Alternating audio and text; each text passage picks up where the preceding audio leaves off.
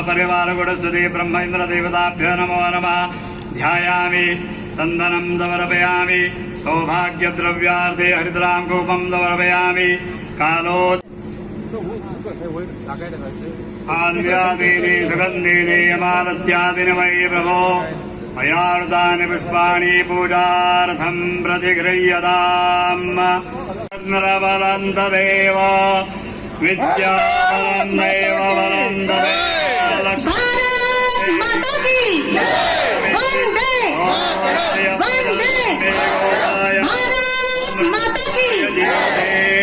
जातां जनिष्यमाणां च अमृते शक्ति प्रतिष्ठतां स्वप्रतिष्ठताम्।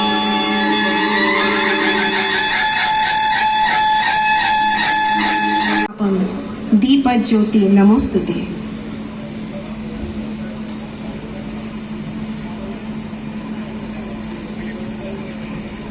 रत्नाकर धौतपदां हिमालय किरीटिनीं ब्रह्मराजश्री रत्नाढ्यां वंदे भारत मातरम्। बोला भारत माता की। नमस्कार।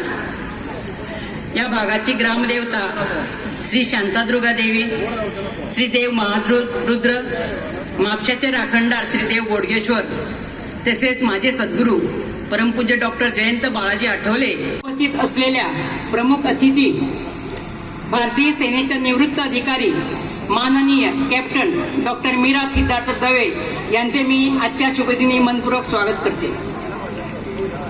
तसेच व्यासपीठावरील समितीचे कार्यवाह सौ स्मिता गवणळकर व इतर सभासद यांचे पण मनपूर्वक स्वागत।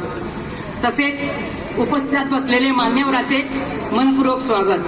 तसेच मोठ्या संख्येने उपस्थित भगिनींनो व भावांनो, आपणा सर्वांचे मनपूर्वक स्वागत।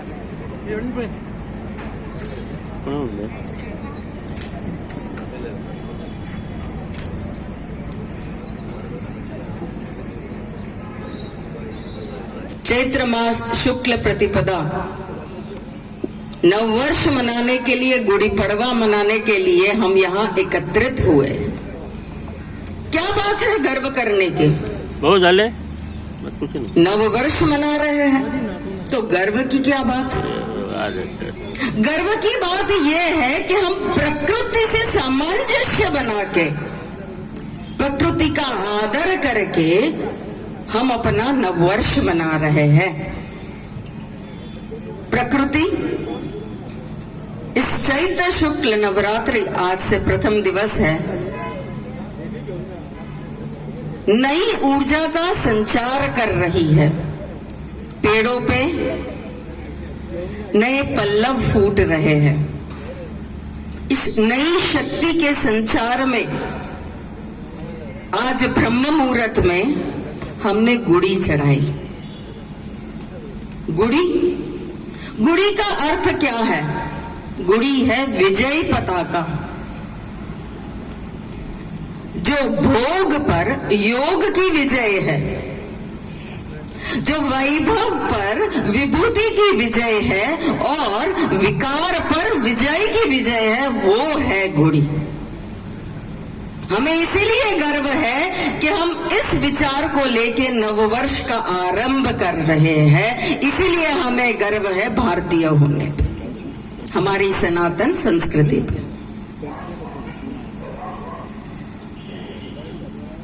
आज इस नववर्ष पे कभी भी कुछ नया कार्य करते हैं, नई चीज की शुरुआत करते हैं तो हम प्रतिज्ञा लेते हैं। इस नववर्ष पे क्या प्रतिज्ञा ले रहे हैं हम? इस नववर्ष पे हम ये प्रतिज्ञा लेते हैं कि हम पुरुषार्थी और पराक्रमी सांस्कृतिक वीर बनेंगे। हमारी सनातन संस्कृति की रक्षा करने के लिए हम उसके वीर बनेंगे। अद्भुत है, इसीलिए गर्व है कि हम भारतीय हैं। तो जब ये नववर्ष का प्रारंभ हो रहा है तो आप कहेंगे ये तो अगले वर्ष भी आएगा, फिर वो पुराना हो जाएगा, फिर वापस नववर्ष आएगा, इसमें क्या नवीनता है? तो इसलिए हम कहते हैं इसे कि ये चिर पुरातन नित्य नूतन है। इसका क्या अर्थ हुआ? चिर पुरातन, नित्य नूतन। तो ये हमें सनातन संस्कृति हमें सिखाती है कि जो चिर पुरातन है उसको जान के हम नित्य नूतन का सर्जन करें। तो दत्तोपंत ठेंगड़ी जी जैसे कहते हैं कि जिसके रूट्स, जिसके मूल वृक्ष के जितने ज्यादा गहरे हैं वो वृक्ष उतना ही ऊंचा आकाश की ओर उठता है। आज हम याद कर रहे हैं हमारे ऐसे कुछ पूर्वज को, क्योंकि हमें ऊपर आकाश में और बढ़ना है। ऐसे व्यक्तित्व को याद कर रहे हैं जिनका इस वर्ष हम 300वीं जन्म शताब्दी मना रहे हैं। वो जिसका कर्तृत्व स्मरण पुण्य श्लोक बन गया, जो राष्ट्र भक्ति की प्रतिमा है, जो समाज सुधारिका है, जो कुशल प्रशासिका है, जो आध्यात्मता से ओतप्रोत है, वो शिवकामिनी है, शिवगामिनी है, वो राजनीतिक चतुर्यता है, उनमें कूटनीतिक कुशलता भी है, जो भविष्य में झांक कर वर्तमान घड़ने का सामर्थ्य रखती है। और इसी वजह से उस देवी का चरित्र स्मरण हरेक के लिए अनुकरणीय है। और इसीलिए हम कहते हैं लक्ष्मी अहिल्या चिन्नम्मा रुद्रांबिका सुविक्रमा निवेदिता शारदा च प्रणम्य मातृदेवता। जिनको हम गर्व से कहते हैं पुण्य श्लोक लोकमाता अहिल्याबाई होलकर। अहिल्याबाई होलकर के नाम के आगे मैंने 2 उपाधि लगाई, लोकमाता, पुण्य श्लोक। क्यों उनको ये 2 उपाधि दी गई? जब भी हम बात करते हैं पुण्य श्लोक की तो हमें याद आता है वो श्लोक। हम कहते हैं पुण्य श्लोक। पुण्य श्लोक किसको कहा गया है इतिहास में, ये जानना, क्योंकि हम बात कर रहे हैं इतिहास की, हम बात कर रहे हैं हमारे पूर्वजों की, तो हमें ये जानना बहुत आवश्यक है। तो हम इसलिए कहते हैं पुण्य श्लोको नलो राजा, पुण्य श्लोको युधिष्ठिरा, पुण्य श्लोका च वैदेही, पुण्य श्लोको जनार्दन। हमने जनार्दन को पुण्य श्लोक कहा, हमने माता सीता को पुण्य श्लोक कहा। ऐसे में किसके नाम के आगे पुण्य श्लोक लगा? लोकमाता अहिल्याबाई होलकर। ऐसे उनके कार्य रहे। क्यों उनको लोकमाता कहा गया? ये एक ऐसा व्यक्तित्व है जिन्होंने अपने जीवन काल में राजमाता से लोकमाता का पूरा यात्रा उन्होंने तय किया। और क्यों ऐसा कहा गया? क्योंकि जब वो न्याय करने उस पीठ पे बैठती थी तब उनके लिए सब समान थे, चाहे वो उनके पतिदेव हो या उनकी प्रजा हो, उनके लिए सब एक समान थे। इसलिए वो लोकमाता कही गई।